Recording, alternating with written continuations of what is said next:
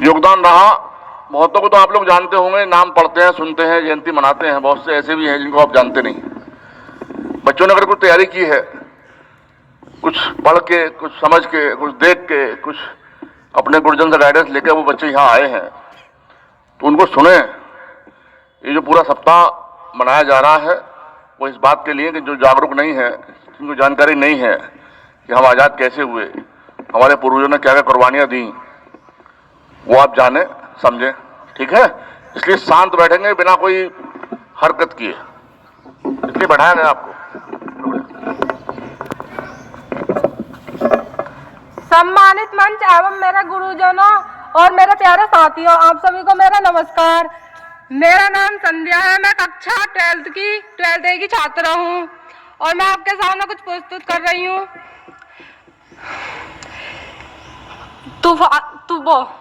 तूफान कभी शांत नहीं होते, तूफान कभी शांत नहीं होते। आंधियों से जो डर जाए वह मुकाम नहीं होते, और जो इस देश के झंडे का सलाम नहीं करते वह सच्चे इंसान नहीं होते, वह सच्चे इंसान नहीं होते।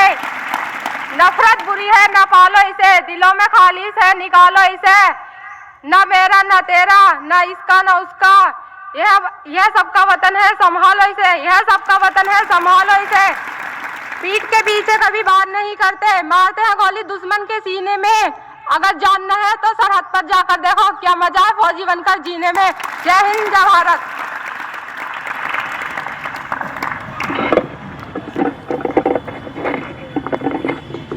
दूसरे क्रम में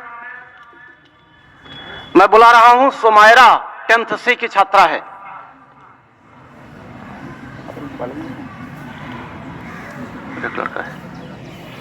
सुमायरा 10th C, यहां पर आओ, अपना नाम बताओ और ये बताओ कि मुझे किस विषय पर अपने विचार प्रस्तुत करने हैं।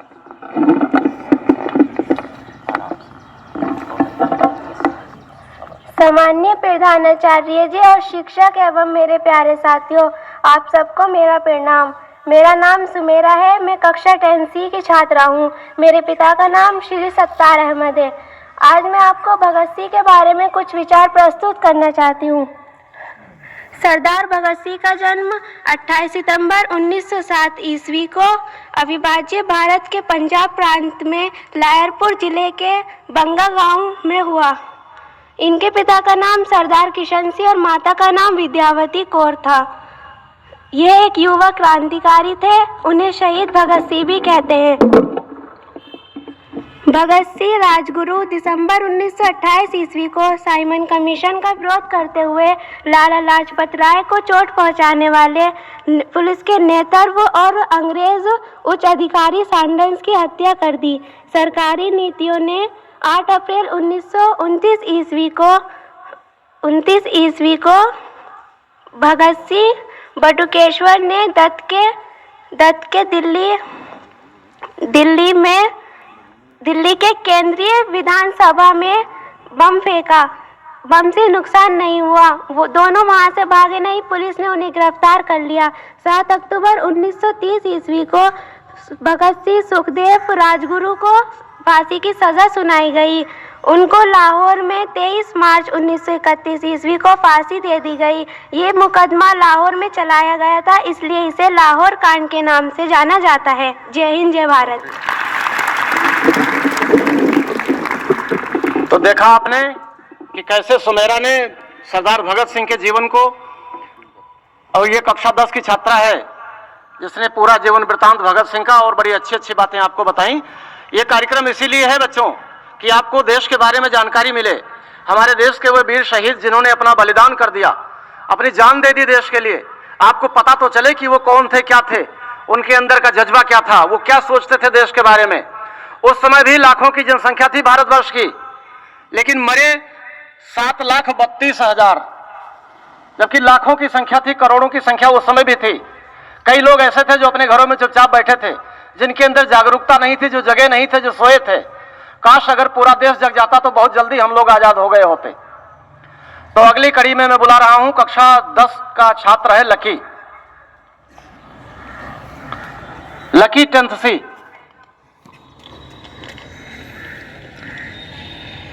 यहाँ पर आओ, अपना नाम, अपनी कक्षा और ये बताओ कि किस विषय पर मेरा विचार है। मैं कक्षा 10वीं का छात्र हूँ लक्की। मेरे प्यारे गुरुजनों और मेरे भाइयों, आप सबको मेरा प्रणाम। मैं अब बात करता हूँ वल्लभ भाई पटेल के बारे में। इनका जन्म 31 अक्टूबर 1875 को हुआ था। इनकी मृत्यु 15 दिसंबर 1950 को हुई थी। ये भारत के पहले प्रधानमंत्री और मुख्यमंत्री रह चुके थे। आज़ादी को लेकर इनका योगदान इतना था कि इनके प्रस्तुत भारत में लाए गए 22 साल की उम्र में इन्होंने जीडी की परीक्षा पास की और आगे की पढ़ाई करने इंग्लैंड चले गए। इंग्लैंड में जाके इन्होंने गुजरात में शराब और छुआछूत और महिलाओं के अत्याचारों पर लड़ाई लड़ी। इन्होंने महिलाओं को आज़ादी दिलाई और उनके प्रछूत लड़ाई लड़ी। 1917 ईस्वी को किसानों से कर लिया जाता था। किसानों की फसल खराब हो गई थी तो उस समय अंग्रेज सरकार थी। अंग्रेज सरकार किसानों से कर लेती थी। फसल खराब होने के कारण, भारी बरसात होने के कारण फसल खराब हो गई थी, इसलिए अंग्रेज कर देने में वो थे किसान। इन्होंने भगत सिंह ने मिलकर अंग्रेजों के साथ ऊंची आवाज उठाई और कहा कि हम सब एक साथ रहेंगे तो अंग्रेज कुछ नहीं कर सकते। अब वहाँ पे जाके इन्होंने अपना प्रस्तुत किया। वहाँ पे इन्होंने आवाज़ उठाई तो अंग्रेज किसानों का कर माफ़ किया। ये वल्लभ भाई पटेल की पहली और बड़ी जीत थी।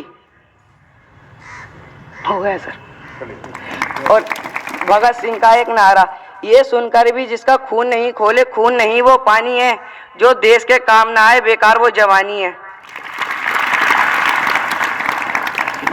जो देश के काम ना आए वो बेकार जवानी है।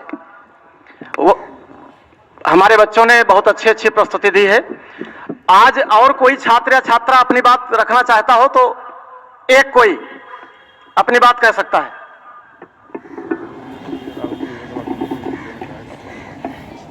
मोहम्मद जुनैद, कक्षा 12A।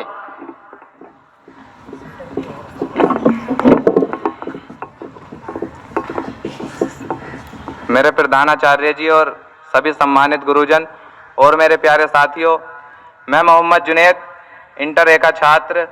आज मैं आपके सामने मेरा देश में मेरी माटी मेरा देश जो कार्यक्रम चल रहा है इसके बारे में कुछ बताना चाहता हूं, क्योंकि लगभग आप सभी जानते हैं कि 200 साल हमारा देश अंग्रेजों का गुलाम रहा और जब कहीं जाकर हमारे देश के क्रांतिकारियों ने और महापुरुषों ने जैसे भगत सिंह, चंद्रशेखर आजाद, सुखदेव, सरदार वल्लभ भाई पटेल, पंडित जवाहरलाल नेहरू, अशफाक उल्लाह खान, तमाम ने अपना योगदान निभाते हुए हमारे देश को आज़ादी दिलाई। और जब कहीं जाकर के 15 अगस्त सन 1947 को हमारा देश आज़ाद हुआ और आज इसीलिए हम हर वर्ष 15 अगस्त को स्वतंत्रता दिवस मनाते हैं।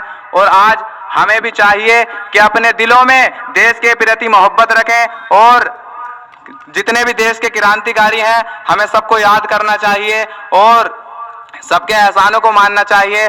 और जब हमारा देश नफरत की आग में झुक रहा था, अंग्रेजों ने फूट डाल दी थी, उस टाइम भी हमारे देश के क्रांतिकारियों ने कांधे से कांधा मिलाकर के देश को आजाद कराया। इसीलिए हमें चाहिए कि अपने दिलों में भी मोहब्बत रखें, देश के प्रति मोहब्बत रखें और आपस में लोग भी मोहब्बत रखें। क्योंकि मैं लास्ट बात कह के अपनी बात को समाप्त करता हूं कि कहीं पर राम लिख देना, कहीं रहमान लिख देना, कहीं पर राम लिख देना, कहीं रहमान लिख देना, हमारी एकता और अमन की पहचान लिख देना। और जो मेरी मौत आ जाए कफन देकर तिरंगे की, तो मेरी कब्र की मिट्टी पे हिंदुस्तान लिख देना, तो मेरी कब्र की मिट्टी पे हिंदुस्तान लिख देना। जय हिंद, जय भारत। बहुत अच्छे तरीके से मोहम्मद जुनैद ने अपनी बात रखी है। उसकी भाषा में एक प्रवाह था, एक फ्लो था, बहुत अच्छे तरीके से उसने शेर भी पढ़ा है। हाँ, और इन्होंने नाम नहीं लिखवाया था, मेरे कहने से अपने आप यहाँ बोलने आए हैं, ये बड़ी अच्छी बात है। बहुत अच्छी अच्छी प्रतिभाएं यहाँ छिपी हुई हैं लेकिन बाहर नहीं निकल रही हैं। कुल 5 बच्चों ने हमें आज बोलने के लिए नाम लिखाया था जिसमें एक अनुपस्थित है। 4 ने बोला है, मोहम्मद जुनैद अपने आप आए हैं। इसी तरह कल भी 4 या 5 बच्चे हैं। अगर आपके पास कोई बढ़िया सा गीत है, कोई